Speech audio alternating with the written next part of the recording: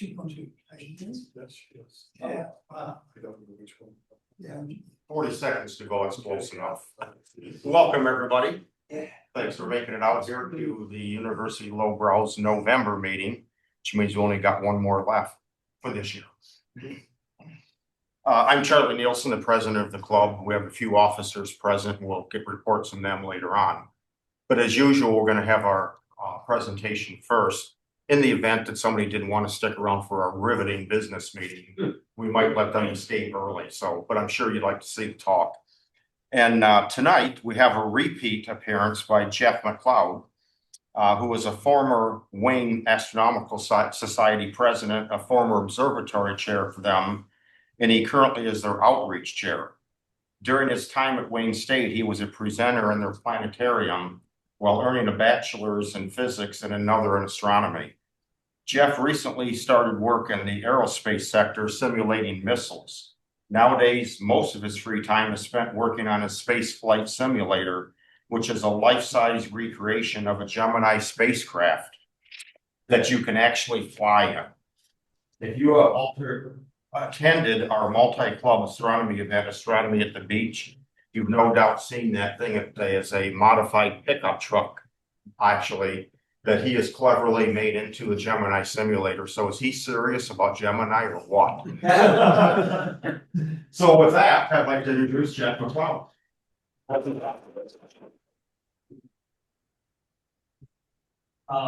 I'm with the Warren Club. Or Warren, I'm sorry, yeah. Yeah, and you guys are way better at wearing swag than we are. I almost wore mine, but I had to wear my Gemini shirt today, so. Who remembers me from last time? Okay, this is gonna be way less heady. This is gonna be a more enjoyable, just fun facts and stuff about the sim. Oh, okay, I need to put this microphone on. Oh, can we get a VP to do minutes? Uh-oh, how do I turn it on? Thank you. Oh, the on button. Yeah. I thought it was. All right, yep, sounds like it's working. Let's see here. Does that work? Yeah. Sound good? Okay. Let's go. Of course. Go away. We'll minimize this. Then is there a way to, or does it go? Do this before docking? Is there a way to get that? Yeah, that's probably okay. Good? So, okay. I think if you want to go through your slides, you can use the arrow keys. Oh, wonderful. Might be easier. All right. Cool. There is a way to hide that. There is a way to hide it. Or? That's hide the controls. Hide video panel? Hide floating meeting controls. We'll never find it again. Press escape to show. Okay, hit escape. Let's remember that. Okay, yeah. We did Apollo last time, a little out of order, because and don't expect a Mercury talk from. Oh, now I'm not on PowerPoint anymore. Okay, so Gemini is the forgotten middle child of the 1960s. Oh boy, I'm too loud. All right, I can speak very softly to this crowd. So we start with Mercury, kind of catching up to the Soviets, but Mercury didn't do much except for get us into space. But everyone remembers the first. Gemini, my opinion, won us the space race, and we'll get into that, but is overshadowed by the success of Apollo. Apollo obliterated the space race. It's like almost wrong to call it a race after what happened. So on the left here for scale, and then on the right, we have the rockets to scale and just another graphic of the capsule, and then also the lunar module there. So Mercury, 1 astronaut, Gemini, 2 astronauts, Apollo 3. Had there been a 4th, but they just jumped to 7 with the shuttle. Okay, so I have a model here, and maybe we'll just pass this around. give you guys a hands-on feel for a Gemini capsule. So one of the things with Mercury, it was made really quick and dirty. And so there were certain things that they learned along the way. Mercury essentially just a capsule, pack everything into the capsule, squeeze the guy in, send it up. However, when it comes to working on all the systems that you just crammed into that capsule, there's one door like this big. Only one guy can get his head in there to work on a system. If another system needs to be worked on, it can't be worked on.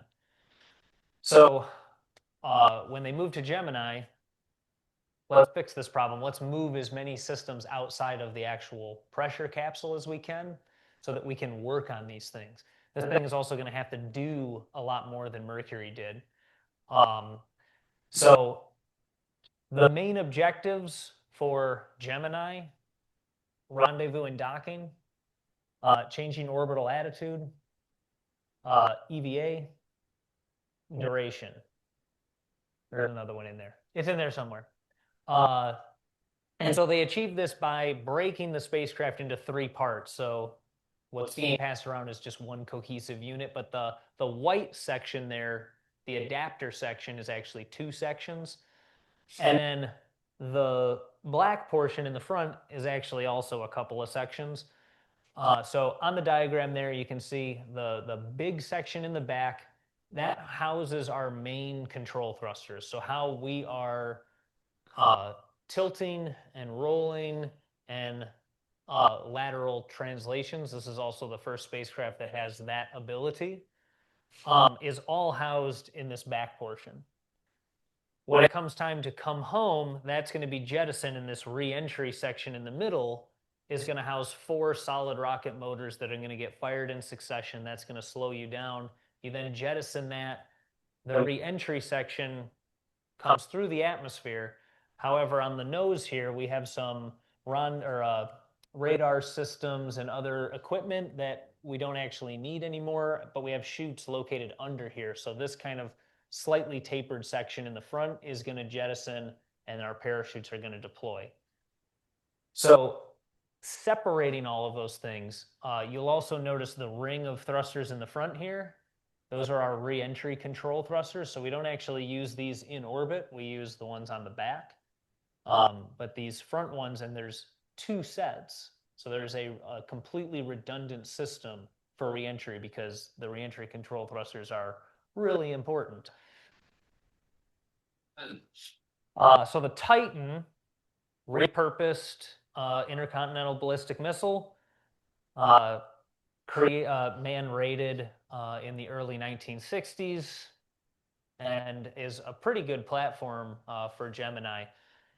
It's one of the, so to me, the Atlas rocket is the weirdest rocket that they ever built.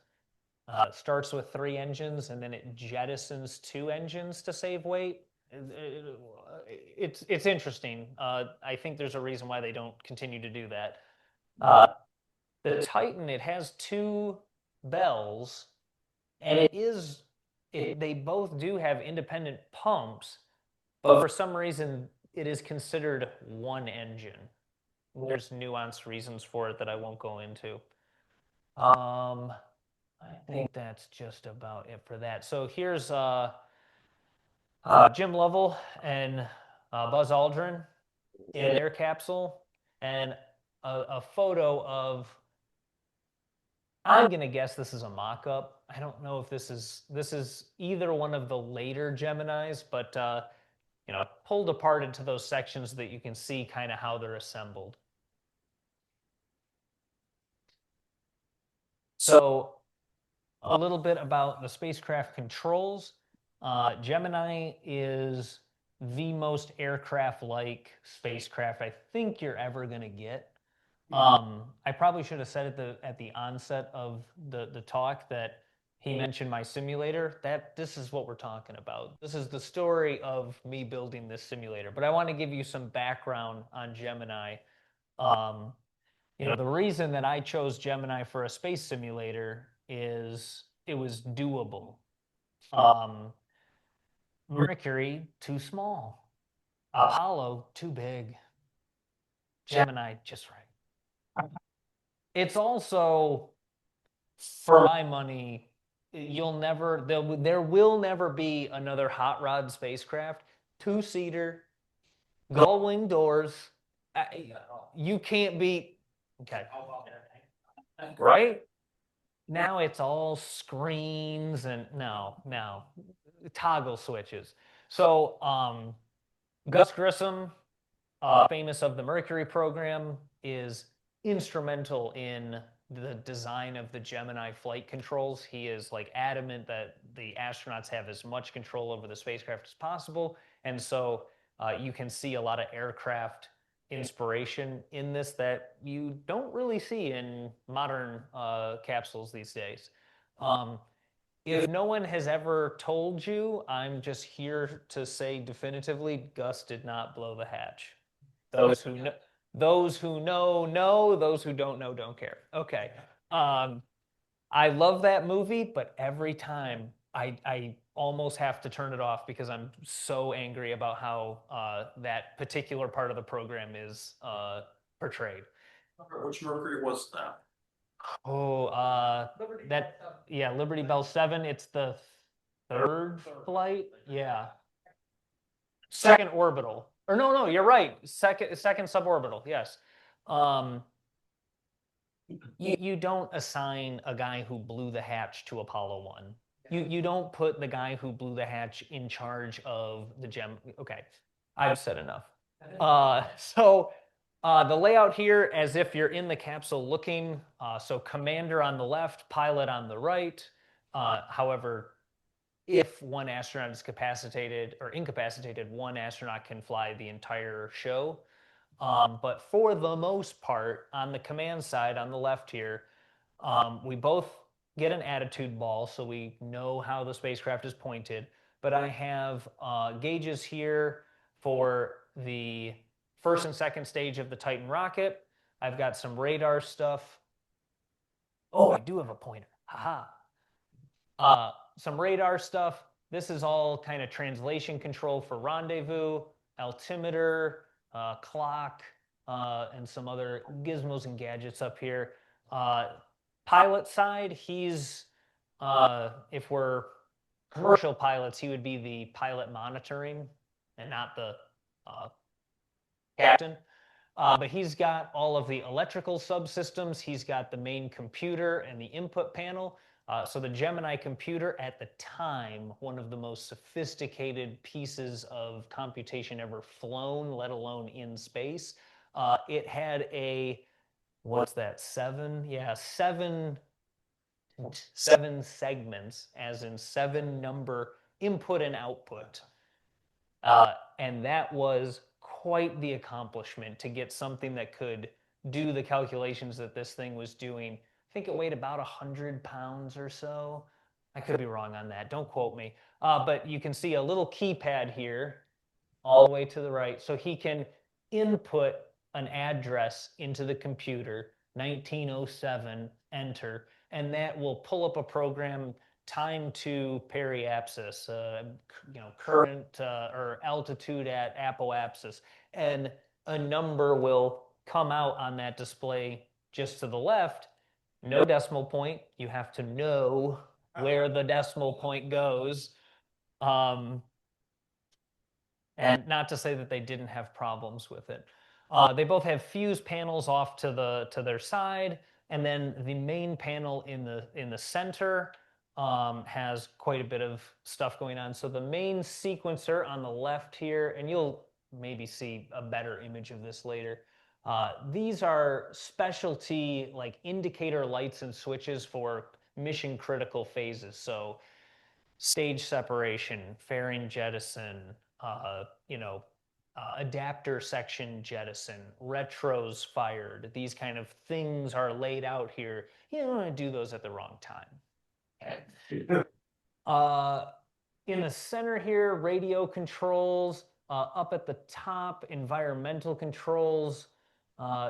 These are all consumable gauges. So this is your, breathing air, your reaction control thruster propellants, these kind of things. And then down here, this is kind of sitting in between the astronauts. We call it the pedestal panel. This is all of our attitude control systems. So there's many different modes and ways to be controlling the spacecraft. And then right down here, parachutes. And then on the ceiling, more fuse, another fuse panel. So, as quickly as I can, I talk endlessly about Gemini, I'm sorry. The Gemini missions. So Gemini 1, just to man rate the Titan spacecraft. They drill holes in the capsule's heat shield so that it completely burns up on reentry. They don't want anyone getting their hands on it. Gemini 2, this was unmanned, obviously. When we're burning up the capsule, no one in it. The second Gemini also unmanned for rating the actual capsule. So it flies without anyone in it. They have some issues with the fuel cells, but it does just fine. And so the Gus Mobile is cleared for Gus Grissom and John Young to have the first piloted Gemini flight in March of 1965. He calls it Molly Brown. Is that incident? So there's a play at the time, The Unsinkable Molly Brown, about the Titanic. And yes, he's making a reference to his previous capsule that sank to the bottom of the ocean. And NASA begs him, Gus, you can't name the capsule Molly Brown. And he says, okay, well, the alternative is Titanic. So it's Molly Brown.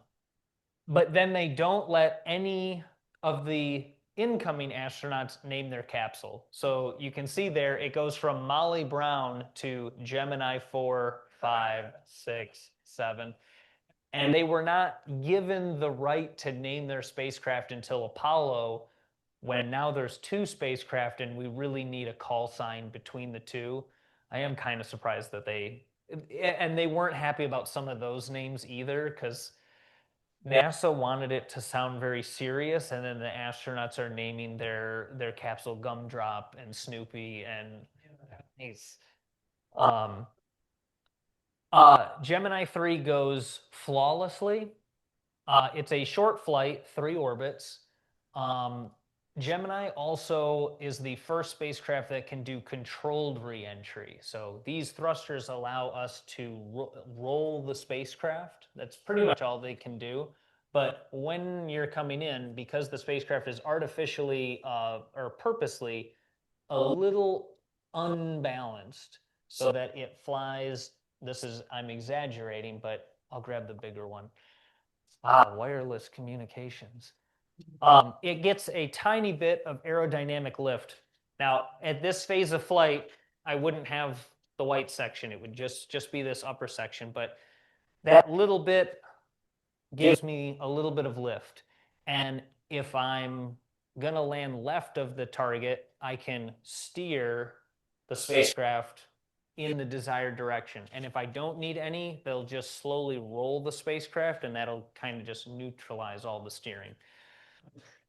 The ground guys forgot to account for the rotation of the Earth and the calculation for reentry, so they were going to be like 150 miles off the intended target. Gus is able to basically nose in, or tail in, dig a little deeper, or did he have to go long? Anyway, he gets it down to like 60 miles. And so they prove that this aerodynamic lift works, not quite as much as they thought it would, but a cool thing to test, but not quite the way they wanted to test it. So Gemini 4, they were going to catch the Russians off guard and do the first spacewalk. They got a little delayed, and the Russians surprised them with the spacewalk. Oh well, but we get them back. So Gemini 4 launches Ed White and Jim McDivitt. Another a longer mission, but still on batteries. So that first Gemini flight, we're on batteries, no fuel cells. This is also batteries. We do the first EVA kind of short, 22 minutes, but it goes wonderfully. And pictures and fanfare and all this stuff. Gemini 5, Gordo Cooper, Pete Conrad, they demonstrate 8 days. And so at this point, they're letting the astronauts design their own mission insignias. So up at the top there, from Gemini 8 onward, the astronauts are designing their patches. So they have a covered wagon that says 8 days or bust. And this is fuel cells and problems. They're barely working. Gemini 5 basically limps across the finish line to get to 8 days. They drifted for a good portion of that time. So Gemini 6 is where things start to get exciting. So the main objective of the program is rendezvous and docking. Gemini was never intended to rendezvous and dock with another Gemini. They had a dedicated target for that, which is the Agena. It sits atop an Atlas. It has its own separate upper stage, docking stuff, radars, all kinds of fun stuff. It is supposed to launch 2 hours before Gemini 6. Everything's going smooth. All of a sudden, they lose all telemetry communication. It's gone. So the launch for Gemini 6 is scrubbed. They pull the guys out of the capsule. Okay, what do? They don't have a target for Gemini 6 anymore. They decide to bump Gemini 7 up. So Gemini 7 is going to launch before 6, and that's, I think, why they call Gemini Gemini 6A, and why Gemini 7 appears before Gemini 6 on the chart here. So Gemini 7 was a duration mission. They were going to double it again, essentially, to 14 days. 14 days basically proves that they can do a lunar flight. If they can have a spacecraft that can survive space, and the people can survive space for the duration of a lunar flight. So that's Jim Lovell and Frank Borman. They go up. They do some stuff, and then Gemini 6 launches. They get another failed launch when an umbilical releases too soon. The rocket basically started up and shut down, and luckily it never lifted off the pad enough to have any of the systems release it. And fortunately, they didn't have an automatic abort computer activated, because it probably would have, something I failed to mention earlier, we have noticed Mercury has a red little trellis structure up here. Apollo also, and just about every other spacecraft we've ever seen, not on Gemini. The main designer says, too heavy. Just put them in ejection seats. That's something an engineer says. That's not something astronauts say. They did test it. Fortunately, they never had to use it. It was never tested with a pure oxygen environment the way that they would have had on an actual flight. Similar to what happened with Apollo 1. People say, why would they use pure oxygen? Well, they continued to use pure oxygen after Apollo 1. It's just at a lower pressure, which when you're actually launching, you can have it at a lower pressure because it's a vacuum outside. But when you're doing a pad test and you're trying to test the pressure, you have to over-pressurize the capsule. That is what creates a dangerous oxygen environment. When you're in pure oxygen at, I think it's 6 psi to make a similar amount of oxygen getting in on every breath, it's not actually much of a fire risk. So there was the potential that had Gemini been doing a similar pad test and some sort, and ejectors. It's a bad idea. Sometimes you have to pay the weight penalty for safety. But yeah, Gemini, luckily all of their flights went smoothly, because even if everything went right, getting shot out on those ejector seats was probably going to break bones. It'd just be a really bad day. So luckily, the second attempted launch of Gemini 6 also safely doesn't go off the ground. They figure it out. The third time's the charm. They launch up. They rendezvous with Gemini 7. And this is one of those, like, I don't know, just interesting things of history. We have photos of Gemini in orbit because 6 rendezvoused with 7. That was never the intended plan, but now we have photos of the spacecraft in flight that we never would have had otherwise. And so, like, I'm like, oh my God, thank God that Agena blew up. Because those are amazing pictures that I should have put in the presentation. So Gemini 6 does its rendezvous. They can't dock because they're not designed to dock. They go away. Gemini 6 is only a 1-day 15 orbit flight. And then Gemini 7 is left for like the remaining, I can't remember, 10 days or something like that. Also not the most pleasant trip out there. The Gemini capsule is rather small. It's smaller per person than the Mercury capsule. There's no bathroom. Need I say more? Let's see here. There was another interesting story somewhere around here. Anyway, Gemini 8. Oh, Gemini 8. This is the big one. What I was going to say is a lot of these flights are astronauts first in space. So, you know, names that we know, right? Jim Lovell and Frank Borman, they're both rookie astronauts for this flight. Their first flight in space is, or maybe not Borman, but certainly Lovell, is 14 days. Ugh. Gemini 8, this is Neil Armstrong and David Scott's first flight. They're both rookie astronauts.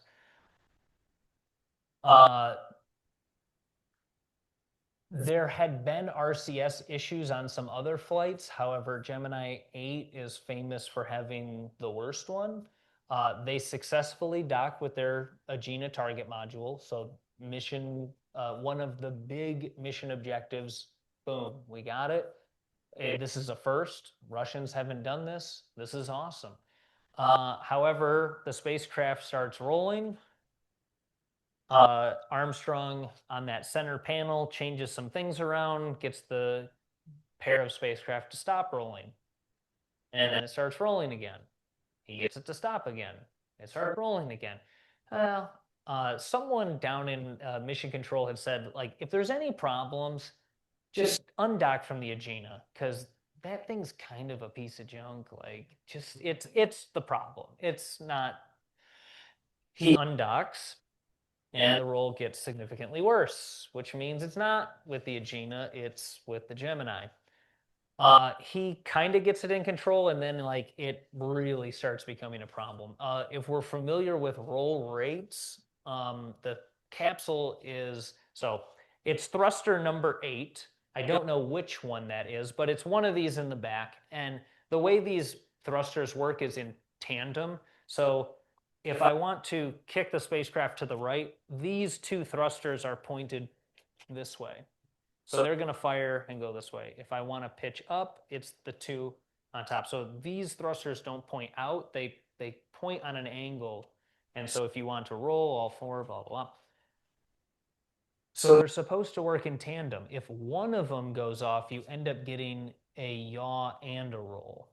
And so that's what starts happening, is the spacecraft is essentially doing this to the tune of 300 degrees per second. Wow. This is like beyond amusement park ride levels. Yeah. You try to spin around once every second, see how long you can stay upright. Gravitron, yes. Really bad. David Scott said that he was very fortunate to be flying with Neil Armstrong that day. He said if it was just him, they would have died. Neil Armstrong is the kind of guy who's just upset that his mission had to be canceled early and they didn't get to the spacewalk that they were supposed to get to. They didn't get to some of the other things that they were supposed to do. Some people at NASA take note that he was pretty cool-headed under a really bad situation. Also has the record for the most off-target landing in history. To this day, they landed in the wrong ocean. So once they regained control of the spacecraft, what he did is he shut down this rear system completely, booted up the reentry system, and used this to regain control of the spacecraft. Well, this is the stuff for reentry. If you've started to burn into that fuel, it's an immediate abort scenario. So they just aborted at the nearest potential opportunity. That had them landing in the Pacific Ocean instead of the Atlantic Ocean. Luckily, they were keeping ships kind of all over, and they were picked up in like 4 or 5 hours or so. So not too bad. Yeah. What the problem with the RTS? They did figure it out. They redesigned the thrusters to basically fail off instead of fail on, which is a good thing to do. The exact specifics of what was going wrong, I don't actually know. Let's see. Let's go through these last ones a little bit faster. So Gemini 9, Tom Stafford, Eugene Cernan. Yeah, this is the angry alligator. So their Agena also fails. Are we seeing a pattern? But they had made a Agena Mini called the Augmented Target Adapter that doesn't need an upper stage and it can be like rapidly deployed. So they launched this thing. They rendezvous with it. The fairings didn't separate. So their backup plan didn't work either.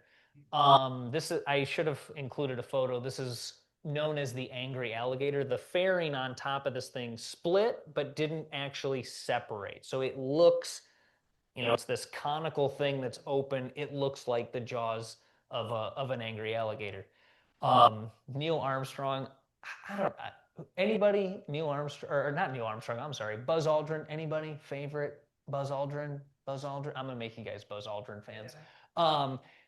He's down in Mission Control. He's like, have him go out on an EVA and pull it apart. Like, are you crazy? Someone else suggests bumping it with the spacecraft. So luckily, some other things got in the way, and eventually they just had to like, okay, no, we're not. We just have to scrub the whole idea of docking with this thing. But we're getting later into the mission now, and like we've got a handful of EVAs. They do some more on Gemini 9. They don't go great. We've only had one docking, and it was like for a couple hours, and then we had a huge problem. We've been having RCS issues, fuel cell issues, like it's kind of getting iffy. And then everything kind of starts to turn, and we start getting some really good wins. So Gemini 10, John Young, Michael Collins. John Young, any John Young fans? Oh, I'm gonna make you a John Young fan. Let's see, where is it? Yes. I forgot to tell you the corned beef sandwich incident. So, some corned beef sandwiches were smuggled aboard Mercury flights, but there's only one astronaut. It's easier to hide something like that. John Young, smuggles one to, Wally Schirra smuggles one to John Young. He shares it with Gus Grissom. There's pieces in the spaceship. They get caught. They get scolded. Guys, take it serious. You can't be smuggling sandwiches into space. Now, they flew again, so NASA did forgive them. But yeah, there were no other corned beef sandwiches. But oh, I love the corned beef sandwich story. Gemini 11, Pete Conrad, Gordo Cooper, Gordon Cooper, direct ascent rendezvous. This is pretty cool, and this is not actually even used today. They still use slower rendezvous techniques, but basically they had a 1 second launch window to do a rapid rendezvous with their target vehicle. Very cool stuff. Also, Buzz Aldrin. I'm gonna make you guys Buzz Aldrin fans. Anyone see First Man? First Man. Again, it's a good movie, but why is everyone so mean to Buzz Aldrin? Buzz Aldrin is the only PhD astronaut. He writes the book. His PhD is on manned orbital rendezvous, line of sight techniques for manned orbital rendezvous. They call him Doc Rendezvous. Okay, smart cookie. So when all of these previous missions are like, oh, something went wrong, we don't have our little target thing, he's down in mission control figuring out how to do simulated rendezvous with random points in space. When it comes to his flight on Gemini 12, he he doesn't use the computer. He calculates his rendezvous with a slide rule in orbit. This is a gangster, okay? He's so good. And also these EVAs are not going well. They're trying to leave the spacecraft, crawl around to the back and get instruments and jet packs and stuff out of the back of this adapter section. And basically by the time he like gets to the jet pack, it's not a jet pack, but a maneuvering pack, he's so exhausted that they just have to scrub the whole thing and he has to come back. It's never used. They like attempted it on 2 different flights. No one could ever get it used. Buzz Aldrin turns from Doc Rendezvous to Doc EVA and helps them change their training to use the underwater training that we use now today, the neutral buoyancy tank, and crushes the Gemini 12 EVAs. He doesn't have any overheating problems. He does everything he needs to do. He helps them figure out how many handles they need. Like one of the first flights, the Gemini had like 8 handles on it, and by Gemini 12, it had like 48 handles on it. There is a reason he was the second man on the moon. I feel like he gets a bad rap. He is a controversial figure, and you know he was a little rough around the edges, if I'm honest. But most of these guys were kind of rough around the edges. But yeah, like love me some Buzz. Okay, how am I doing on time? Take as much time as you want. Oh, much time is on you. I have a captive audience. Uh-oh. Okay, so this is now my simulator. And I'll have a comparison slide just coming up here. So my panels at the moment are just vinyl graphics, but you can see they very closely emulate the real deal. So a little bit of comparison. This is Tom Stafford, Gemini, I think it's 9. That window, he's not looking into the window. He's just where he is in his chair, okay? That window is about 8 inches from your face. Not exactly comfortable. So my capsule, instead of putting the window on, the Gemini windows are on the doors, and the doors are above your head, okay? I put mine behind the panels instead of in front of the panels. So, his window is here and his panel is here. My panel's there, but my window is set back. This makes it easier to get into, and it makes it more comfortable when you're in it. And because I'm faking it, I've got computer monitors in my window. Well, if you're up close to the window, you can tell it's a computer. If you're a little bit further back, it looks like you're kind of looking through a window. And so, yeah, real Gemini on the top, fake Gemini on the bottom. So why, oh why, did I build this thing. And believe it or not, it has a connection to Burning Man. So Burning Man is this enormous party that happens out in the middle of the desert every year. Near Las Vegas, yeah. I've never been, actually. We participate with a local Burning Man, but these are all, so like, this is a vehicle. This radio is a vehicle. These are people up here. This is a vehicle. These are art installations that people are climbing on. This is a gigantic boar. And then this like flying saucer looking thing. I mean, if you look at the people down here, this is like the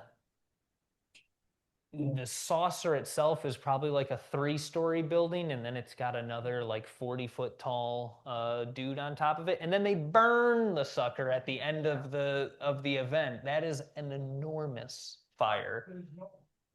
That thing is huge. What's that? The Oh, okay. oh, You learn something every day. Oh, all right.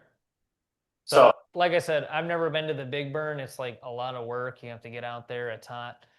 We do what's called Lakes of Fire. This is a mini burn on the west side of the state in Michigan, in Rothbury. And so this is just kind of some pictures. So I have a lunar rover here that someone built. This guy took 2 boats and flipped one of them and made a spaceship out of that. This is probably about 20-some feet tall, and he's got a bunch of like propane burners in there. And then this is our big fire at the end of the thing. This is like probably a 14-foot tall like wooden pumpkin that they burned. So that thing was essentially like setting a small house on fire. So me and my wife that year were actually running our own camp. So they have all these different camps, and they grant a bunch of money to artists to do certain things. And then like once you're there, there's like no money, no. So one of our guys built this cool little fortune-telling skull thing. It would be super snarky to you. My wife down here, we had some space stuff, and so this is just some pictures, and these are all our campers. The entire festival is about 2,000 people or so, give or take. And so I had done some small projects in the past. In 2019, I can't remember what the theme was, but I'm like, oh, I'm gonna bring math to these people. They need math. So I pitched these very large whiteboards, and I built this. This is a coupled oscillator sand pendulum. So you put sand in this thing, you start it moving, and it would trace out these patterns, and you could then adjust the strings, and that would change the pattern. It was always windy and rainy. I think we got to use it like twice. So I'm like, well, I'm taking a break. I've done enough. And then they announced that 2020's theme was going to be space. Yeah, uh-oh. So I'm like, oh, well, I can't be outdone on space. What should I do? And so I thought about building a cardboard spaceship similar to what is depicted. This is from a television show. And if anyone is familiar with the show, they had gotten a space simulator made by Kentucky Fried Chicken in like the 70s. But before they took possession of it, they wanted to train their students. And so this guy's in this replica of the replica saying, I can't believe that I'm not in space. So I'm like, okay, I'll make a cardboard spaceship. You know, people can come into it. We'll use our imaginations. But then I thought, well, it rains every year, so I need to cover this thing or make it out of wood or metal or something that can survive the elements. And then it's like, well, if I'm going to make it out of wood, I could hook a computer up to it, and you could maybe actually fly this thing. Oh, wait, but it rains again. So you'd have to put it in something. Well, a truck cab is kind of like a capsule, and you could put everything. So it quickly spiraled out of control. I wrote a grant proposal and they approved it. Uh-oh, I have to build this thing now. So this is just before the pandemic. And I'm building just a plastic tube frame and some cardboard just to get a sense for like scale. What is this thing gonna look like? Is it gonna fit the way I think it's gonna fit? I'm looking for truck cabs online. And a friend of my wife was getting out of the plow business. He had a truck that the transmission went on it, and he just said, "Take the truck." And I go, "Really?" Yeah. Okay, so now I have a truck in my yard. We made our first bit of money, about $4 and change. So now I have a budget. So the next couple, so now COVID's happened, right? But I have the truck. I'm taking it apart. I wish the video of me getting it up onto these sawhorses unfortunately got corrupted and it's gone. However, it was some of the most hair-raising moments of my life up till then, because I'm seeing this capsule just getting taller and taller, and I have a degree in physics. All I can see is like gravitational potential energy. And I'm just like, oh my God, like this thing, if it falls, it's done. The event gets canceled. Okay. COVID cancels the event. The organizer of the event make a deal with everyone. You had two options. You could, when you get an art grant, they give you half of the money to build the thing, and then when you show up, you get the other half. So they said, you've already got the first half. You can either take the money and run, and we'll just give it to you because we don't know what's going to happen, or you can continue because hopefully the event will happen someday in the future. But we don't know. And depending on how much, some of these art grants are for tens, thousands upon thousands of dollars. Mine's just under 2,000. But it's still money that I don't really have. I decided to keep going. Bought the nicest cheap trailer at Harbor Freight, and got this thing deposited onto this trailer. So now I at least have something. It's no longer up on these sawhorses, which it was on those sawhorses for far too long. It made me so nervous. And the entire time it's up on those sawhorses, I can't get into it. I can't really do anything until this thing is on something more stable. So now I'm starting to try to map out how am I going to turn an S10 into a Gemini capsule. So I build a slightly better rendition of the control panel, and I'm trying to fit it up into this space. I've got some computer monitors that are just kind of propped up in there. It's not going great at this point. At some point, I flipped the entire thing 90 degrees. And I decide I'm going to have my astronauts lay on their back, and they're going to look up into the computer monitors. So this picture up at the top here is now the two computer monitors, which are your windows. And the seats are now down on the floor. Okay. This opens up room and kind of made everything work. So at this point, I've dragged my feet for like a year and a half. Okay. It's 2022. They announce it's going to happen. The event is in June. I think these photos are going to be of maybe October 21. So I've got like 9 months. So I'm a little frantic. Everything that I think is going to take me a month ends up taking 2. So all of this metal armature. It's kind of hard to see. And okay, well, oh no, I can't point in two places at once. A little hard to see. Okay, it's when I go over there. What if I go over here? So this is the floor, and the seats are going to be down here. So there's a framework here that's tying in to a beam across here. I've got hard points welded up here and then up in the ceiling, and then everything's bolted together. And I'm basically creating a backbone that goes from the floor up to the window, across the roof to the window, down back to the floor, and everything's going to kind of work off from there. Safety's my like number one. I can't afford to have someone getting hurt in this thing.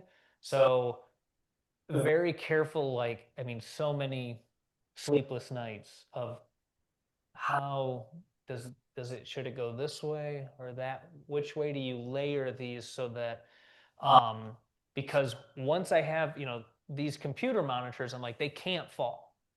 If everything fails, they still can't fall. Like, how do I guarantee that they can't ever fall onto someone? Because they're above your face.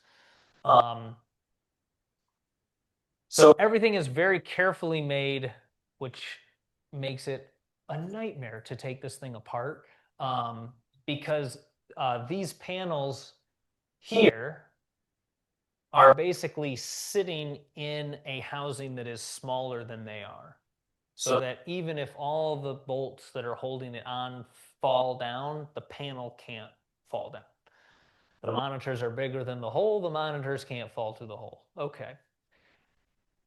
So now I'm in the woodworking phase. Again, I think it's going to take me a month. It takes me like 2.5. But I make some ceiling panels. So these are what would have been the doors on the Gemini. And again, none of this is made to be the Gemini. I just want the vibe of a space capsule. But had I made it true to form, I wouldn't be able to fit hardly anyone in it. It'd be so claustrophobic. And it would have been a lot harder for me to build it. So my entire layout here is like essentially flat, right? I've got my main center panel, and then I have my two side panels they're tilted a little bit. But on the real Gemini, they're tilted this way and this way because they're meant to kind of curve around the two astronauts. On the real Gemini, if we could open this up, the seats are not next to each other. They are tilted about 15 degrees. That is because they're ejection seats. They want them to go away from each other. I don't have the room to tilt my seats like that. My seats are parallel. So, we'll call it artistic choices were made. But again, it's not a replica, it's a simulator. We're trying to simulate something. So more woodwork. I'm now getting into integrating some systems. Like I've got this computer, I've got wires going every which way. I need to hook up a joystick. I need to hard mount this joystick to something. I have to run this thing from the outside. I need a way to talk to the people on the inside. And at this stage in the game, I have inklings of how I'm going to do this, but I don't really know. I'm talking to people I know that know computers and stuff like, hey, like, can I do this? I get a space sim, off the internet. It's called Reentry. I think you can get it on Steam. It's like maybe $30. It's a really cool game. It is got an enormously steep learning curve. So Reentry simulates Mercury, Gemini, and Apollo, but like very high fidelity. So if you want to fly a Gemini, you have to spend days like combing through the tutorials because you have to actually boot up the Gemini in the correct sequence to launch. So like it takes me a week just to get into orbit. So I start making the steel actual instrument panels. So all of the actual instrument panels are steel. And again, these cannot fall out. So they are also, specially designed to where they are larger than the space that they occupy. Because I don't want them going anywhere. I'm now like less than 2 weeks from the launch date. So I'm like frantically painting every panel. I've got every table that we own, laid out, and I've got to do 2 layers of primer, and then the color coat, and well, then this side, and um, oh boy. I hope you guys are enjoying it. This always gives me a little bit of PTSD where I have to relive the stress of like having a launch date where people are expecting me to show up with this thing. It's now been like years in the making.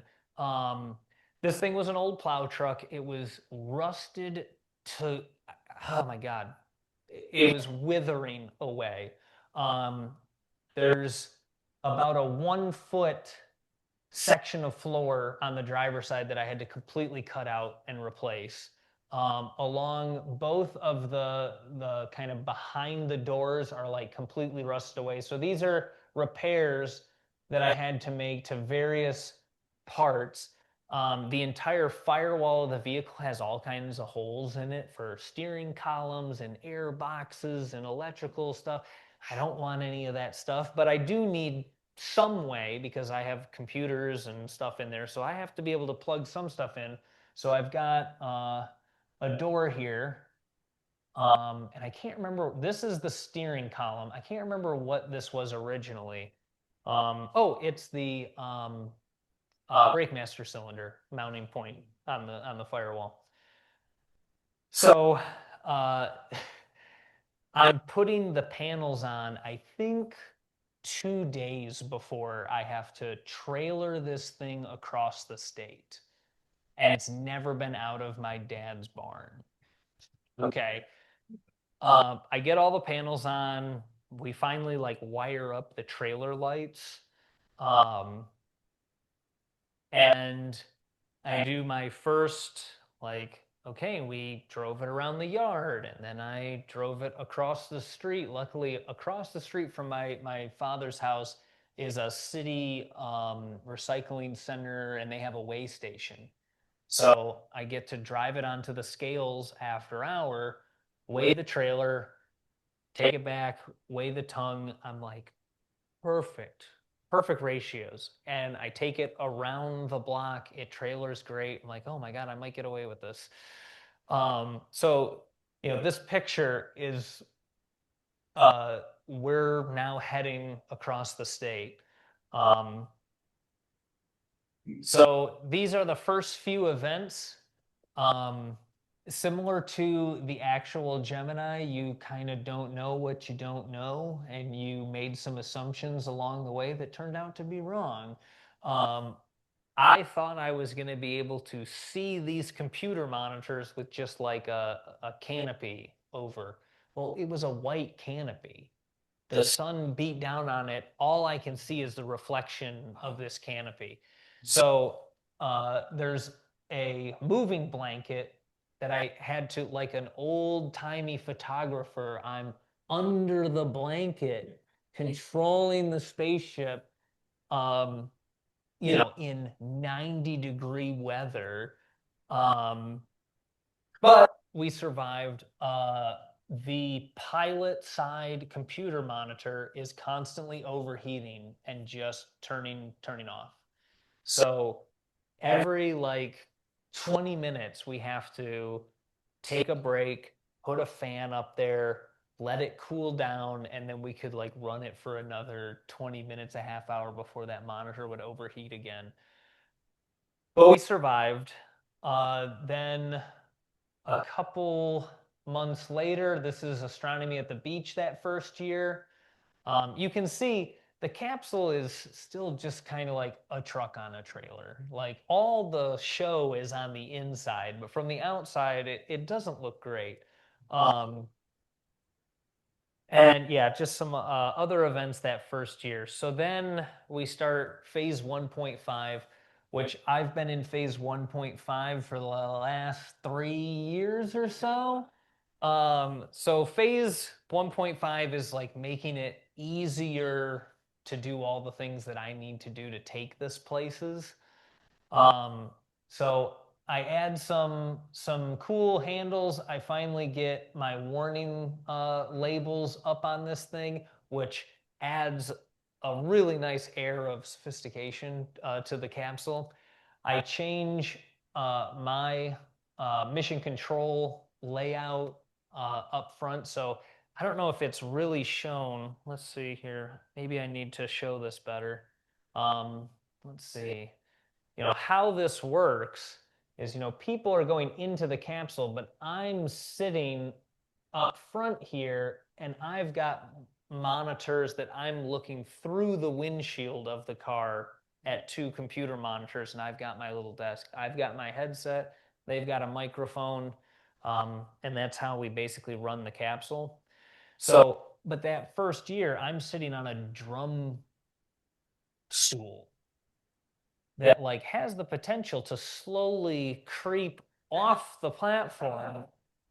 It doesn't have a back, it's not very comfortable. So I find a boating, a fishing chair that, this thing can live outside if it needs to.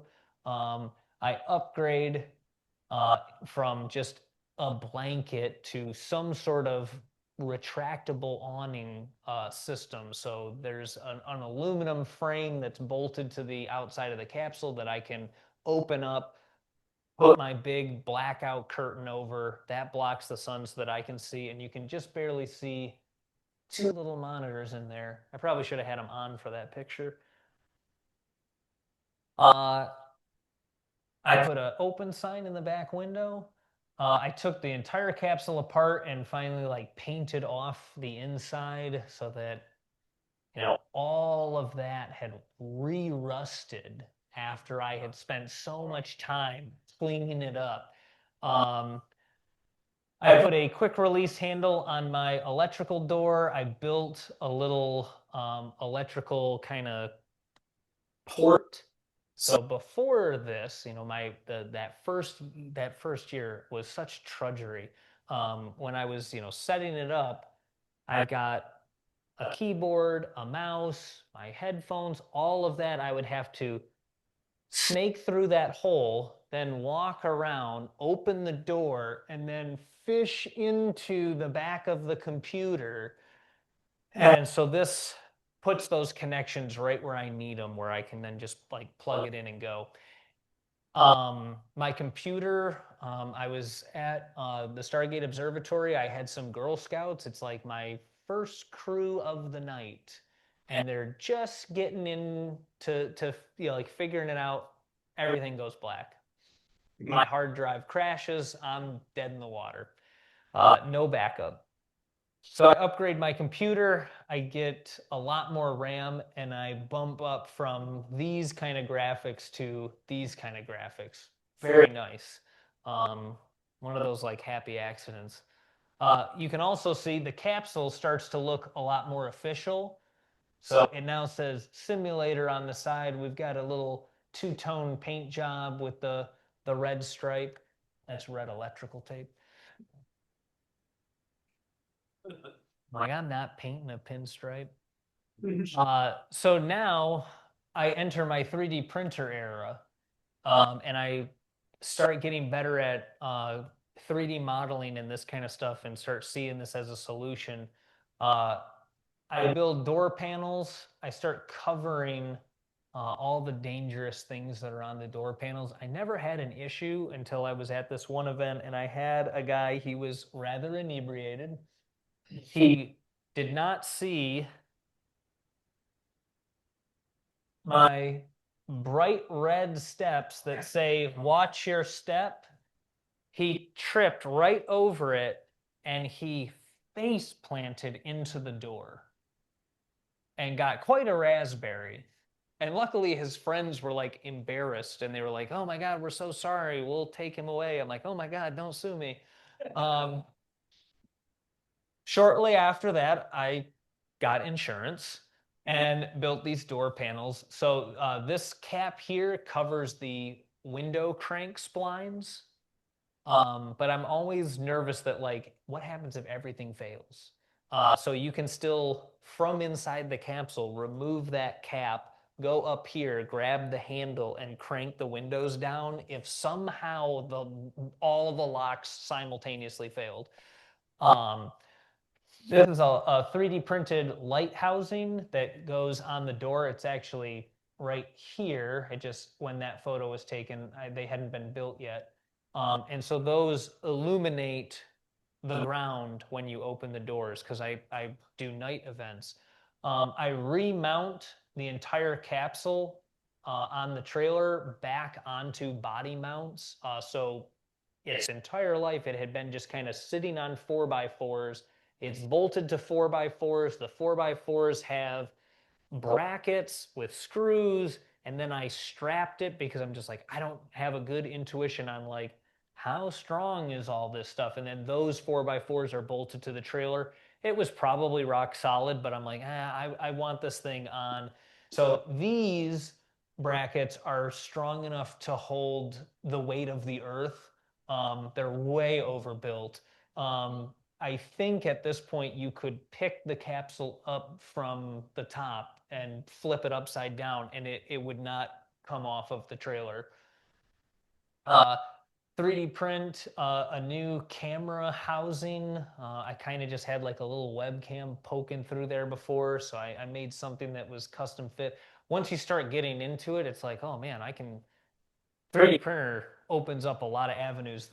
These door covers, so you still have access to the door handle if you decide like, hey, I got to get out of this thing right now. But it covers the locks, so nobody can lock themselves into the capsule. Never had anyone do it, but after that guy, I just started worrying about things like, what if someone didn't want to come out? They would force me to get my keys and fight them. And like it's all mechanical. There's no, fortunately, it's an older truck that didn't have any like sophisticated electronics, but like that key is connected to the same armature that thing is. So we would just be fighting back and forth, like me trying to open the door. I'm like, okay, that's getting covered. My favorite part, so this is a electrical box underneath my new table, and it's my own corned beef sandwich, little Easter egg. So this is my new table. It's now a permanent frame that rides on the space capsule, and that whole table just pops out. My keyboard, the mouse to some extent, and this is a mute button for my communication. It's all bolted to the table. And it's all connected, one USB port. I can just plug it in. So when it's time for me to go, I unplug one thing, I pop the whole table out, I put it in my tow vehicle, and I'm good to go. This is all now this year. I put AC in the capsule. The capsule ran rather hot. You would think that, at astronomy at the beach, it's what, 55, maybe 60 at night or even colder. And yet the capsule is remarkably well insulated with all the wood. And I've got a computer and 4 monitors running in there, 2 people's body heat. It just gets hotter and hotter and you would think opening the doors that it would all just flush out and you would get fresh air. Nope, it just sits right in there. And so I had events where if it was 80 degrees outside, it would be 90 or 95 in the capsule. It was getting really hot. So this is just a window AC unit that I then plumbed down, and this is the actual factory air inlet for the truck. But it's just piped back in, cools the capsule down really nicely. I modified my steps to ride on the trailer. So, phase 1.5 is all about my setup teardown. So, those steps just fold out, lock in. The table, pop it right in. I upgraded my software package again, a different program called Orbiter. If you're at all interested in space flight sims, Orbiter is free, which is awesome. Like almost completely open source as far as I'm aware, um, and a much lighter program than what I was using. But it had some complications. It didn't want to use a joystick right away. It really didn't want to run with multiple monitors. I had to do a lot of forums and discussions and learning about the program till I finally got it working on here. But now, instead of just being around the Earth in low Earth orbit, I can go anywhere. Which Gemini never did, but I run at a lot of events where, it's not necessarily an astronomy crowd, it's young kids, families, they don't know what a Gemini capsule is. Can we see the moon? Well, now I can take you to the moon, I can take you to Mars, I can take you to Saturn, and that is a lot of fun. Let's see. So the future, I have in my possession 200 toggle switches that I actually bought like at the beginning of the project. And then, when I was telling you that everything was taking me longer than I thought it would, I thought I was going to build out a complete interior in 9 months. And eventually I get to a point where I'm like, the only thing I'll be able to pull off is vinyl decals. So I went to a graphics company and had them printed.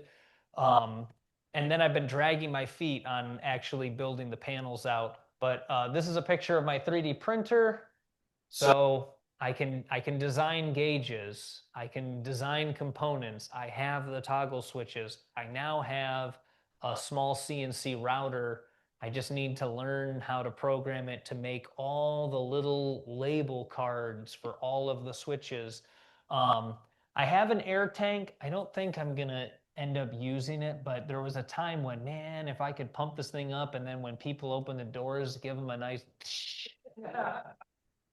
I also have, this is out of like a really cheap, junky, like massage thing that you would like drape onto a chair, but these are buzzers, okay? And so I also thought about, ooh, I could, mount these in the headrests and I can set them off at various times when you're not expecting it. And that could also be fun.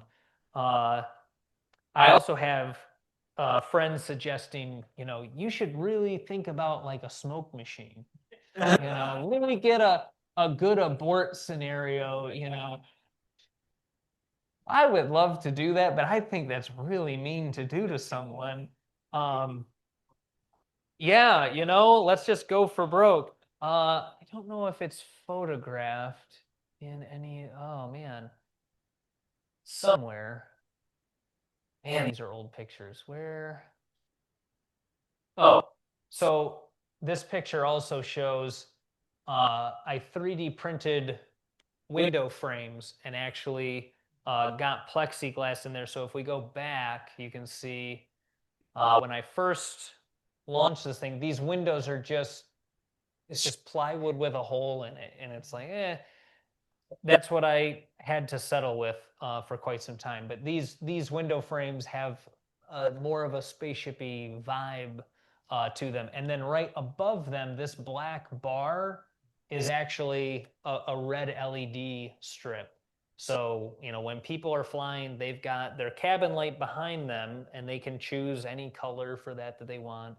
But then if their time is up or they're losing control, I can turn on these lights above the window and they'll red strobe. I haven't found a good way to get the sound effect in there yet, but it's coming. So yeah, I would have loved to bring this to you guys, but I don't know where I would have put it. But if you ever see me setting up at astronomy at the beach, just let me know. And I love flying you guys, because you'll get a different experience out of it than most people. Okay, questions? Yes. You simulate, you, Gina docking simulation? With yeah, so most people fail the RCS thing all on their own.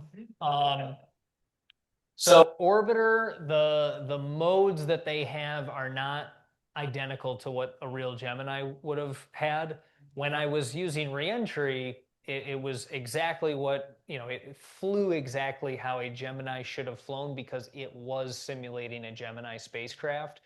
That was kind of slow or very fast. Orbiter is basically pretty fast. So if you're not familiar with the controls, you will be tumbling all on your own in no time. I do have the keyboard, so at any time if I feel that you're doing a little too well, I can just hold the button down and yeah, I can put you into a spin.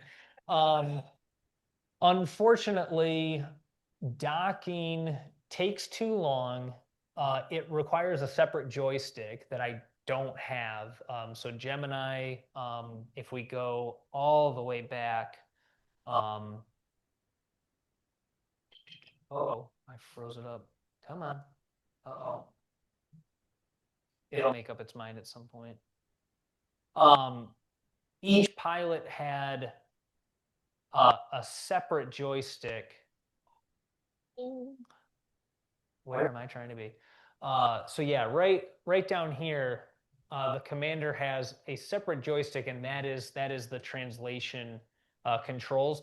I would love to have that, but I don't have a good way of toggling in between rotation and translation. And then again, only 1% of people are going to be able to do it without just, which people love crashing, and I love watching people crash. But, you know, will you actually get any enjoyment out of it? I don't know. Because, like, most of the rides are 5 minutes. You really don't want to be in the capsule much longer than 5 minutes. You know, usually I'm just trying to cycle through people so quickly, I just can't let you be in for more than 10 minutes. But so if I put you 5 minutes away from docking, you're like 50 feet away, right? You have one chance. As soon as you lose it, you're lost. And now it's like, well, what was that? And it's like, well, you wanted to do something difficult and you're surprised that you failed. Like, Never thought. so one, I don't have the money. Two, they will never insure me if it has any kind of articulation. Like, I go from being a vendor, like a food truck, to an amusement park ride, and my premium, I can't afford it.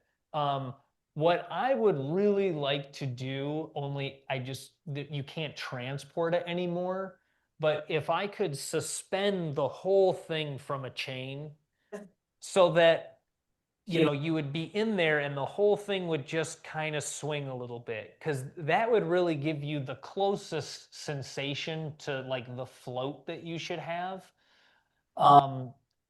If I actuated the whole thing, if you're running a flight simulator, that makes sense because there's loads that you want to simulate. Like when you're taking off from a runway, you can pitch the whole thing up and it will feel as if you're accelerating. When you're in 0G and you are, tilting the spacecraft, you shouldn't really feel much of a difference except for like a brief bump this way, and now you're back to just kind of floating. But yeah, I would need a much bigger trailer and a way more setup time to suspend this thing. So I have two 6-inch speakers that provide a bit of sound. It's the thing that slows me down is just how I have to control all that stuff from the outside. So at some point, I'm going to have to get into Arduinos and all that kind of stuff, and I can build a separate control board kind of behind my keyboard where I can turn on and off, different things.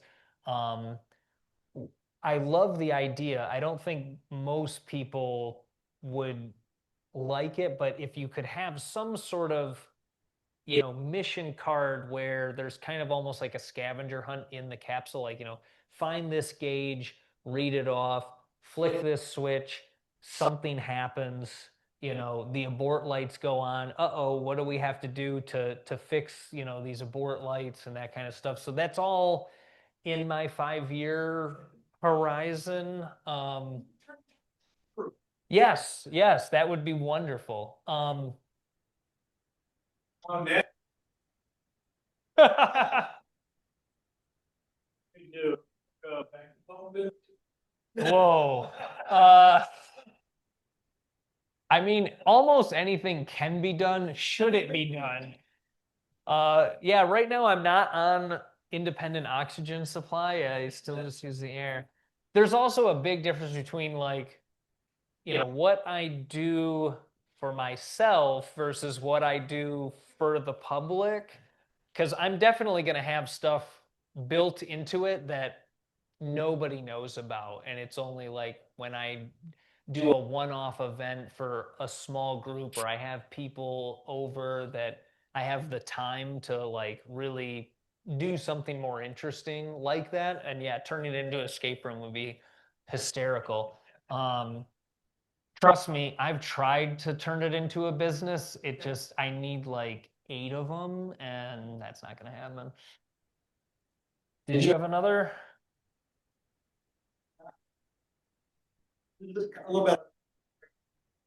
How many beer they bring aboard? I have no idea. I don't know if they really had the ability to repair much. They have all those few things for it. They couldn't repair. So they have fuse panels where they can shut independent things off, and there's a lot of redundancy, but depending on what their failure is, there's not much to be done. So they had 2 independent fuel cell systems, but they often had issues with both of them. And I think each fuel cell system had 3 like partitions to it. So you essentially had 6. And so like this little rotary dial down here, they could select which one and do an amp reading on it, the next one. And so like the pilot he's in charge of monitoring the spacecraft, and so he's constantly just checking all of these systems to see if they're doing what they're supposed to be doing, and they often weren't quite. But eventually they ironed it out because there was much less issues during Apollo. So, the Gemini. I think it was a very new technology, and the manufacture of it, like, this is all forefront, never been done before kind of stuff. And so they were just kind of learning as they went. But the specifics of like why their fuel cells had so many issues, I don't actually know. Yeah. I can recommend a fantastic book, on the shoulders of Titan. If you Google that, it'll definitely get you whatever the actual title, On the Shoulders of Titans. I think it's Titan 2 rocket, right? I have it at home. It's real thick. It's the entire Gemini program. I'm like 5% through it. It's very good. I have the little, it's kind of a coffee table book, but it's like the Gemini owner's manual. That's a fun read. It's a coffee table book. It's got a lot of good photos in it, but it goes over a lot of the systems, but not to the same depth that other book goes to. But because it's the forgotten middle child, like, dude, there's endless books on Apollo, and yet Gemini, it's like, well, where's. I was old enough to watch. I wish you would have been there. Yeah, same. And I don't know, like, so, I wasn't a Gemini buff before I built this thing. I became one in the process of building it. And I think I'm at the point where I think buff is the correct word. I wouldn't say an expert, but until you have a spaceship of your own, I have a little bit of bragging rights. But yeah, like when I look at it now, to me, I over romanticize the Gemini program. Probably I'm biased at this point, but if you look at what was done, I mean, this had Apollo never happened, we still would have won the space race. I mean, at the close of the Gemini program, the Soviets had no response to changing orbital attitude, rendezvous and docking. They had done some stuff early on and they did some very bold, like almost stunt work. But the hardware that Gemini really was, I mean, they had nothing that could touch that. And I mean, had they continued to develop Gemini in lieu of Apollo, there are schematics and concept art of a Gemini lander for the moon. It's probably not the best way to go, but it's like theoretically possible. And the countdown. Really? Yeah. Okay, I'll check that out. There was also, Apollo 8 fly around the moon. They went into orbit, which is very cool. Gemini certainly could have done just a loop around and come home. And there were talks of doing that. It eventually, it didn't happen. But the Gemini was the first like truly capable spacecraft. No, they would have needed a larger Agena booster. So they would have had to develop some other stuff, but the spacecraft itself was certainly capable of doing it. It would have needed some extra hardware. They had fuses instead of breakers. They had both, didn't they? I'd have to go back and Yeah. yeah. The book you're talking about, it's a NASA application, so if you go to the NASA website, Yes, you can find it free online.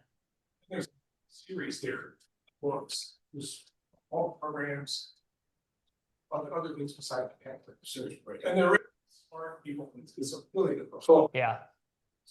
Yeah, I'm only a chapter in, but it's yes. they're amazing.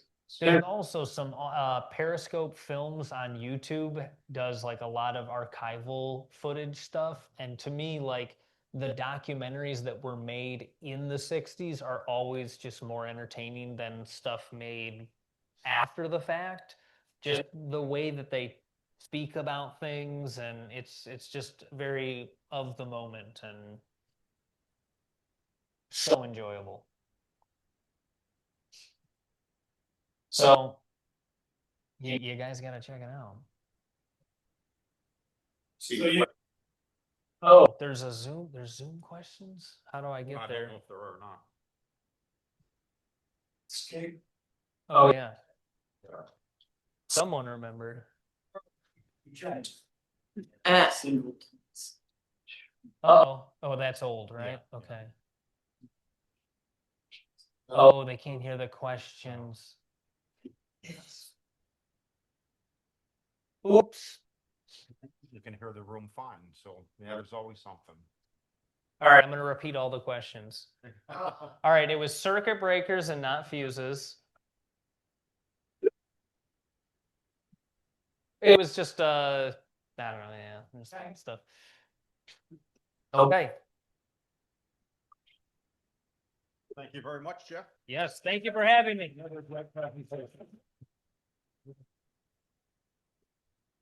I'm working on a part 3, but you're gonna have to give me like 5 years. All right. Yeah, I want to do. I'm trying to figure out Buzz Aldrin's doctoral thesis on line of sight rendezvous. I may have bit off more than I can chew. Oh, and I have I have 6 mini little Geminis, or 7 that are up for grabs. So if you're a Gemini fan, you can grab one of these. Maybe you should see if people can answer a question or something here. Definitely.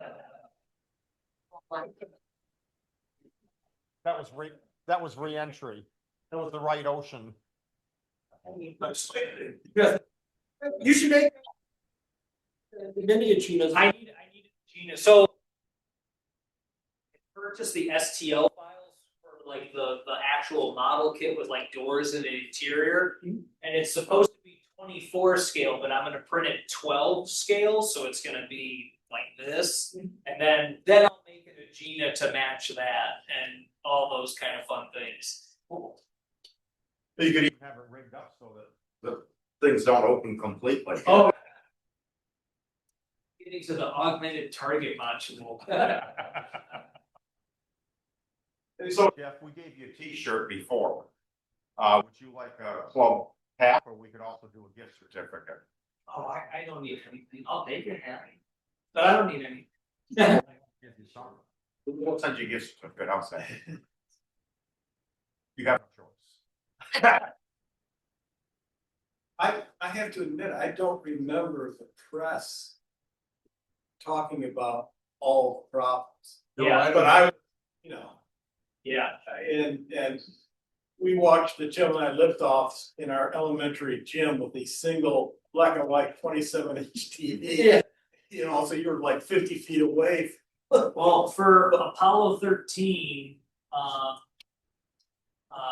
who's the director? Happy Days. He said, you know, I listened to all the I read all the transcripts. I couldn't find them, you know, nervous or upset about anything. It sounded like, you know, how am I going to make this into a movie that's compelling? And, you know, they had debriefs for all the missions, and they talked to the press. My guess is that, you know, the way they talk about problems, most people probably just, well, he didn't seem very concerned about it.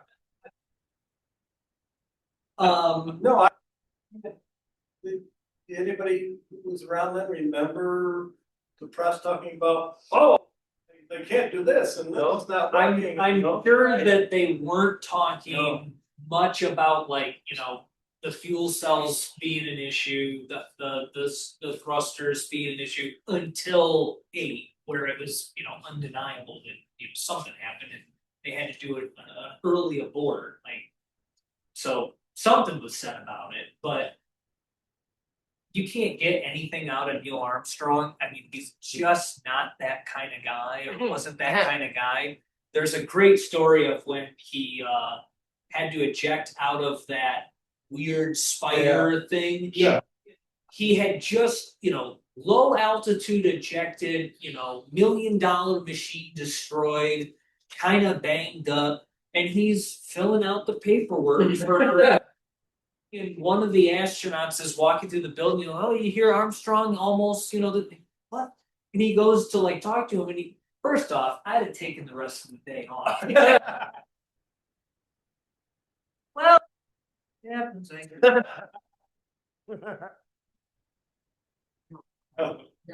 you know, also in Apollo 13, you know, Tom Hanks is Jim Lovell telling the story of, you know, his lights going out in his cockpit. That's a true story. And these guys, they don't have that self-preservation part of the brain. Like, they can just Focus. yeah, just work the problem. I'm like, well, we're done. The problem. Yeah. Yeah, so I'm sure a lot of stuff is, you know, they're careful about what they're saying over certain transmissions, especially when it's being live broadcast, you know, versus the stuff that's, you know, said afterwards. But yeah, Gemini had every mission had something that went completely sideways. Was it mission critical or life threatening? No, but like every single one, there was especially the spacewalks. I mean, if you watch any of the more contemporary documentaries, I mean, the suits that they were using during the Gemini program were still air cooled, and the air cooling was not adequate. And so almost every single one until Armstrong, where I always say the fact Buzz Aldrin, where he had it all figured out, was able to do everything just very efficiently. They were overworked. They, start perspiring. The thing fogs up. They can't see, and they don't have enough handholds to manipulate themselves. And they can't do work. They, the first spacewalk went great because all they had to do was float and then get back, and they had problems closing the door. Also mention Gemini 12, they tethered the Gemini to the Agena and were trying to do some like spin up things like and they like kind of got it to work. They also realized this is probably a really bad idea. So yeah, they were doing a lot of stuff. It had never been done. So let's figure it. It's a while. You mentioned Apollo 13, it reminded me, Jack Lowsman is a friend of mine. And I got him to speak to us twice. And one of them was on Apollo 13, because remember, he was Capcom #1 for that. So when they said, Houston, we have a problem, they were talking to Jack. And I happened to ask him that. I go, so the Apollo 13 movie, in your opinion, how realistic was that? And he said they actually did a very good job. Well, except for the guy that played me, did a much better job than I did. Jack, he was an actor. Jack is so humble. He'll always say, well, how do you do stuff like that? And he always tells people, you could do the same thing. It's all about the training. He goes, there's nothing special about me. I just did the training. He goes, you do the training, you could do it too. In fact, you probably do it better. The Jim Lovell's Apollo 13 Yes. book. I love that movie. I will always love that movie. It is sensationalized. The movie is issue, solution, issue, solution, issue, solution. And in the book, you realize that it was more of 100 issues obviously being solved by hundreds of people. Almost everything that they, there was very few things that they weren't actually ready for, like the filters, the CO2 problem. Yeah. Oh no, about to have hypoxia or whatever. We need to figure this out.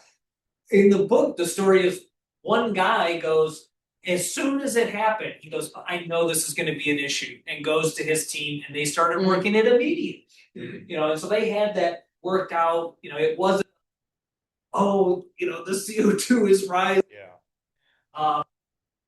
Still a great movie. There's in reality, it's like, oh no, there was all of this at once, and people are all solving their particular problem, and fantastic book. I always wondered, like in Mission Control, when Apollo 12 launched and the lightning time. Yeah, that I think they talk about that in 13, where there was one guy that knew the failure code that was coming up well enough to make a call, and he was given the honorary of Steely-Eyed Missile Man, which they reference in Apollo 13. That like if you were the guy who came through for something like that, you were a Steely-Eyed Missile Man. I actually like to brag about, I saw the liftoff of Apollo 14. Really? Yeah, it was something. The thing that got me mostly wasn't the visual, though, really, because I was in Titusville, crossing the water from it. Yeah, it was the sound, because it had lifted off, kind of partially went into a cloud bank. You could still see the flame and everything, but it was well on its way, and there's no sound whatsoever. And then, before the sound hit, the ground started to move, and you actually saw people go like this, and they're looking at the ground, and then the sound hit, yes. It was really cool. Through solid. Exactly. Yeah. Yeah, it was like a mini earthquake or something, and then the sound, it was spectacular. Experience launch. We were down there for the second to last shuttle launch. It got scrubbed. God. We had jobs. We had to leave. Yeah. See one. Yeah, we just happened to be down in Florida and decided the timing was right, so we tried to watch it, and it went off on time and everything. We were really lucky. Yeah, that's amazing. Yeah, it was cool. All right, thanks again. Yeah. It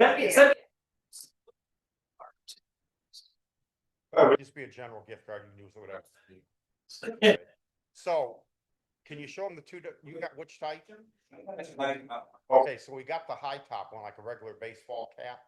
Then we have another one that's kind of a floppy type, that fits on your skull a little closer. Yeah, it doesn't have the stiffness in the. And you can send me the floppy. Okay.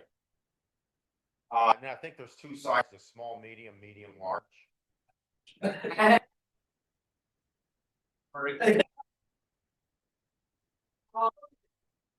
yeah, let me know. All right. Yeah.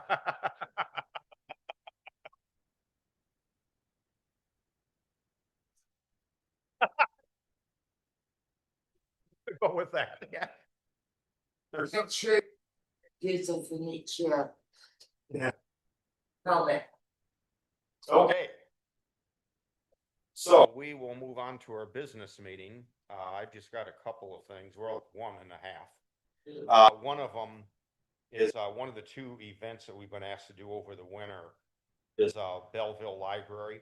And in fact, I mentioned before, they're actually asking for two things. If we can do a presentation of some type or a demo in the winter, and then follow it up in sometime in the spring and do an observation thing with them. So anyway, I was trying to get together the presentation. I sent out a thing to the club, and I got 5 people, well, including myself, 4 others all said that they would like to help in some way. So it'd be me, Jeff, Adrian, Tim, and Don. Now, the only thing is, Don would do his New Horizons presentation, which is excellent, by the way. And I think they'd really enjoy that. What we were thinking before that was doing like our laser optics kit demo, have some examples of different telescopes so we can show them how they work, including some smart telescopes. We can do that demo mode now. That kind of thing, which would be kind of a prerequisite to when we do the observing. But I don't know that we could do both. I don't know if there'd be time. So what I'm thinking is maybe I'll just ask them what they prefer. And it would either be you or the other group. So I'll let you know. The other thing is we've had a couple of meetings over the last 2 weeks on our website redesign and moving it and that type of thing. Since it's office reports, I would defer to Jeff to open up that conversation. Second. Okay. I should get someplace somewhere up front. Yeah, we had 2 meetings. First one was live, second was a Zoom meeting. I think the end of October was the first one, and just past Monday. Seems like it was 2 weeks ago. Basically, our online presence has got pretty much 4 big issues, and we're trying to address all of those.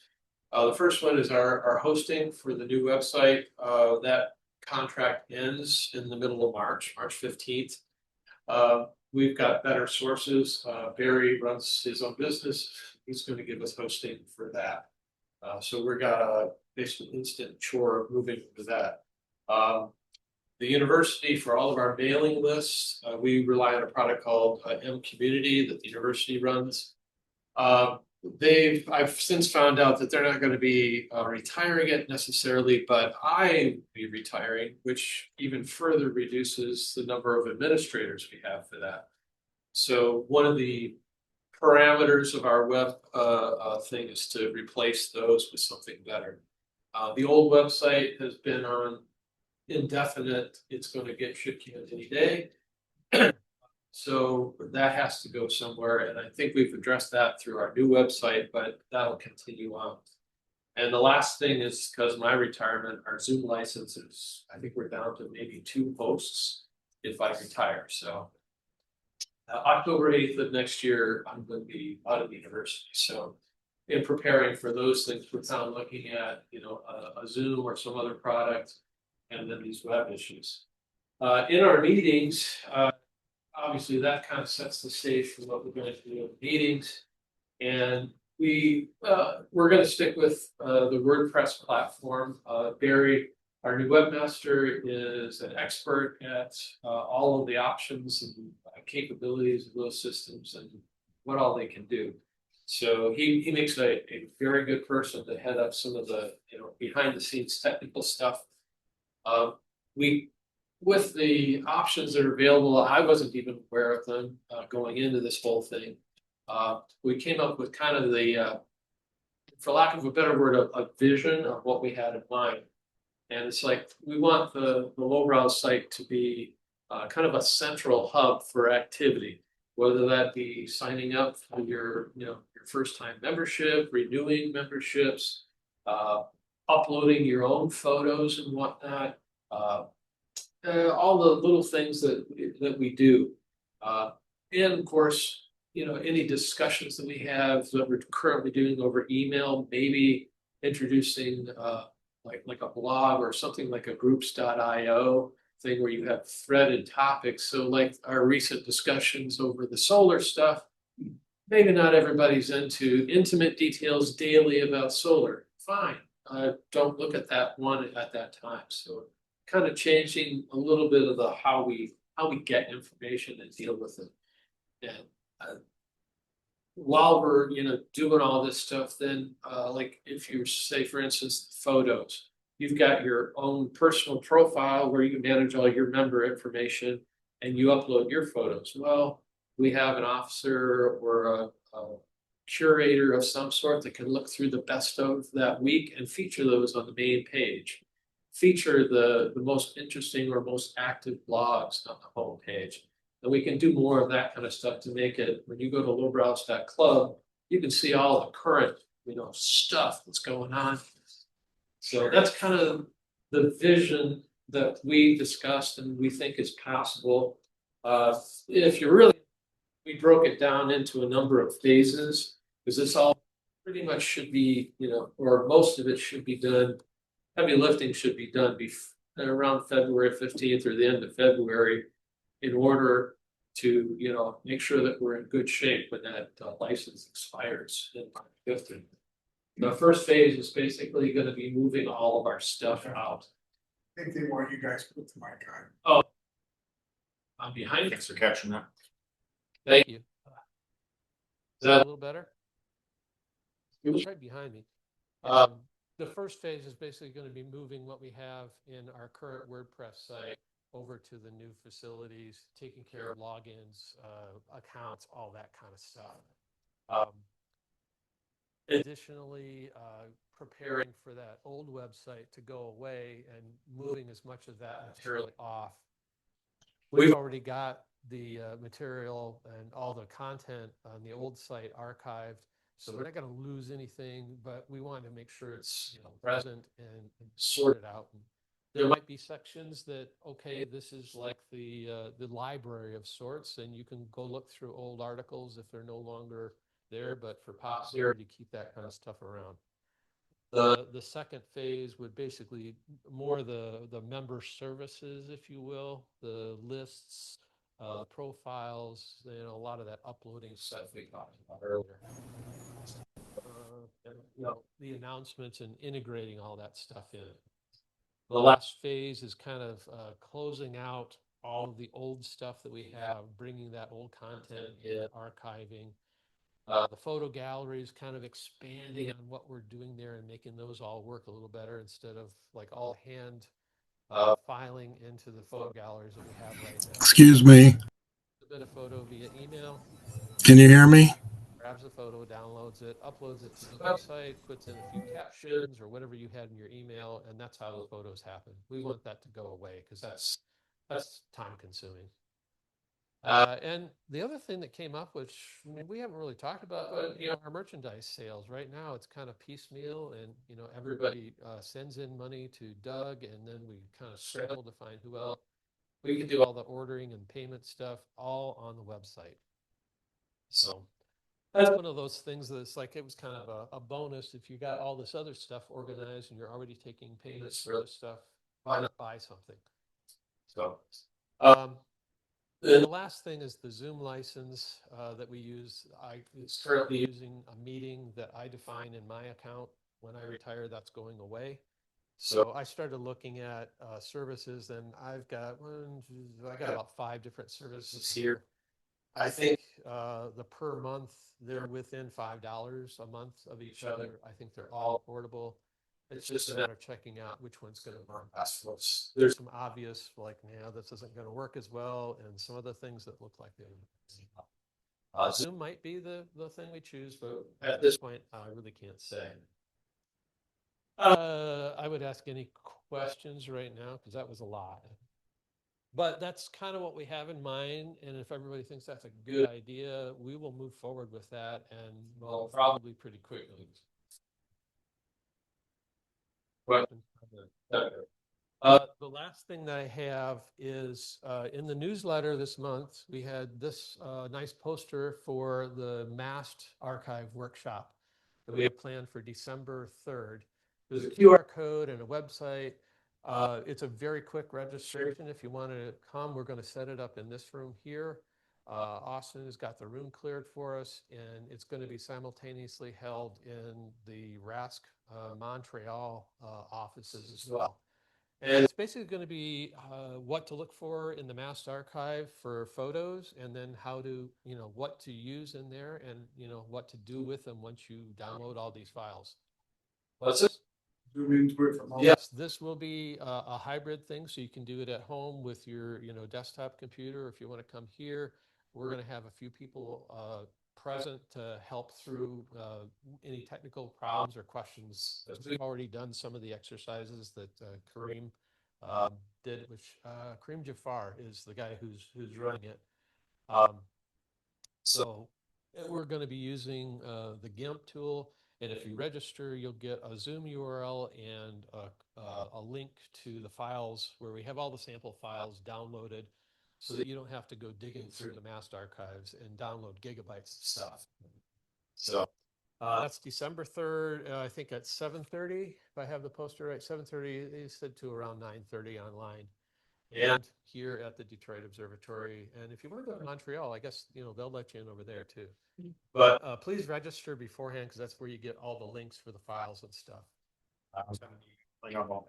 Yeah, I'm going to send another email reminder probably next week, or, after on Black Friday, when everybody else is out shopping.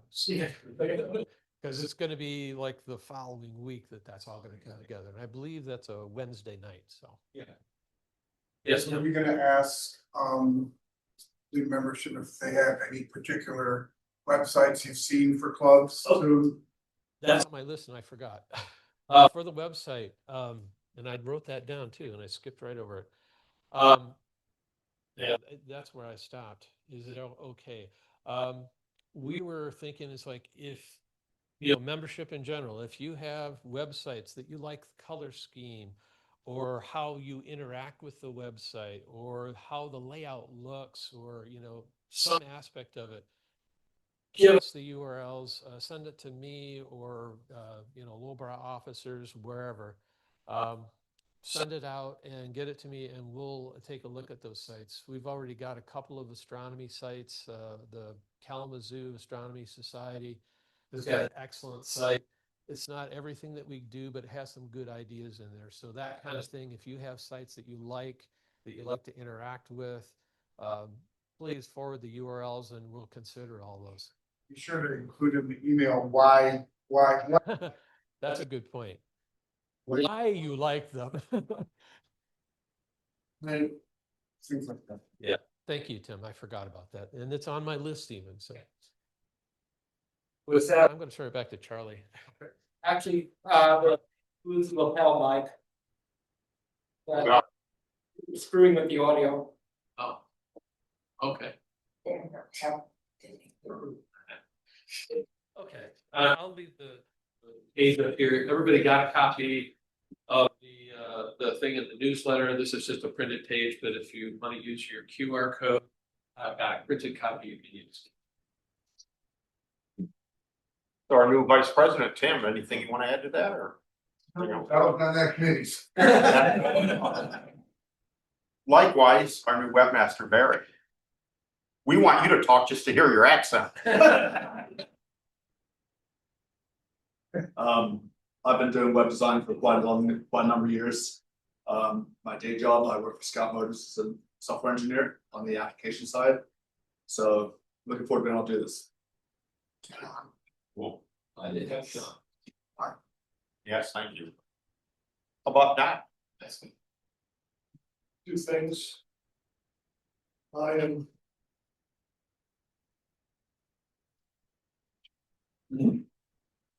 working on a new brochure. There was a couple of our old ones. So I hope to have something for review by the December meeting. And,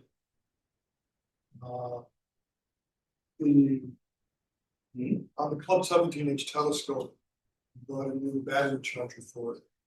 You put it on batteries, gave the pair of them, indicating the batteries are also there. So come spring, we'll probably buy new batteries. They're Club 17. These are mirror box batteries. So We've had more problems with that scope than Gemini missions. they just didn't tell you everything. Yeah. Thank you, God. Jack. Oh. For the observatory, was out there during the week just to check everything out, and we did turn on both heaters because the temperature now is dropping. And we did do more finish work on insulating the roof net to make some of that cold air that comes in the side of that. So that'll help it warm up, keep the temperature better. So that's basically all I've been doing out there. As you know, we didn't have the meeting 17th. Other than that, should be all right for the winter, hopefully. And I see Ken Cook in the Zoom audience. Anything you want to present, Ken? Can you hear me? Can you hear me? You will use them. He's muted. He's muted. He himself is muted. Yeah, he unmuted himself and then remuted. I muted. I'm saying something, but you can't hear me. Or can you hear me? I don't see what the problem is here. Nope. Okay, no. No report. After all that. No report. We couldn't hear that, Ken. Okay, thanks. That's all the officers. Does anybody have anything else? Are the calendars and almanacs coming for at the next meeting? It's if they come to my house, yes, they will be. I haven't received anything yet. I don't Yeah, know. those should be coming in pretty quick. Yeah, usually they arrive at, around Thanksgiving or, first week in December, so pretty soon. But my plan is to have a whole mess here, so we can pick them up at the December meeting. And I do not have a band gig that night, so I will be here. All right. Anything else? How about a motion to adjourn? Here. Or Second. anybody call? No, you're not gonna do your usual pose? Wow. Okay, thank you, everybody. There you go.